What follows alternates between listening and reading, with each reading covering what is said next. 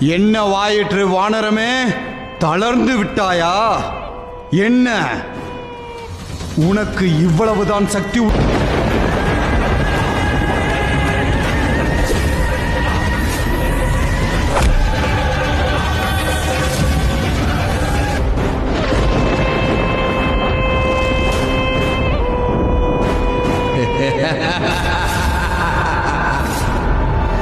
அப்படியெனில் நான் உன்னை அழிப்பேன்.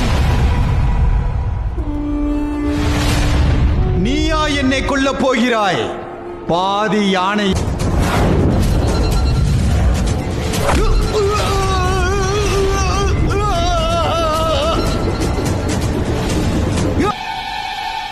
இவ்வளவுதான் உன்னுடைய சக்தியா? நீ ஒன்றை மறந்துவிட்டாய் மூஷகா. இந்த உடல் என் தாயிடமிருந்து வந்ததாக இருக்கலாம்.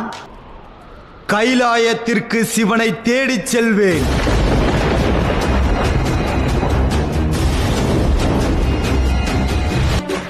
உன்னுடைய யானை முகத்தில் தந்தம் உள்ளது. அதை உடைத்து நீ இவனை கொன்றுவிடலாம்.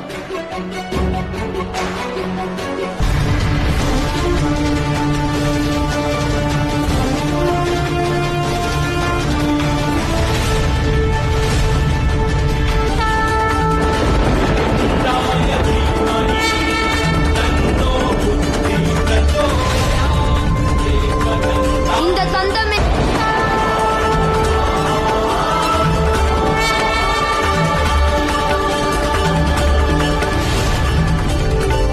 ஜெயம் தண்டனை கிடைக்கும். ஆனால் உனக்கு இவ்வளவு விரைவாக கிடைக்கும் என்று நான் நினைத்து கூட பார்க்கவில்லை.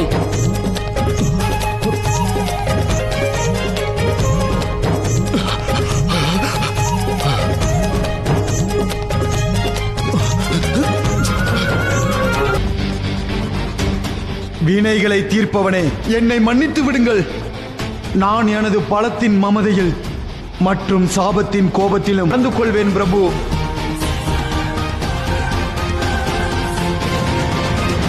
இவனுக்கான தண்டனையை நீயே முடிவு செய் சனி. அதற்கான தண்டனையை நீ அனுபவித்தே ஆக வேண்டும். உன்னுடைய தண்டனை என்ன தெரியுமா மூஷகா?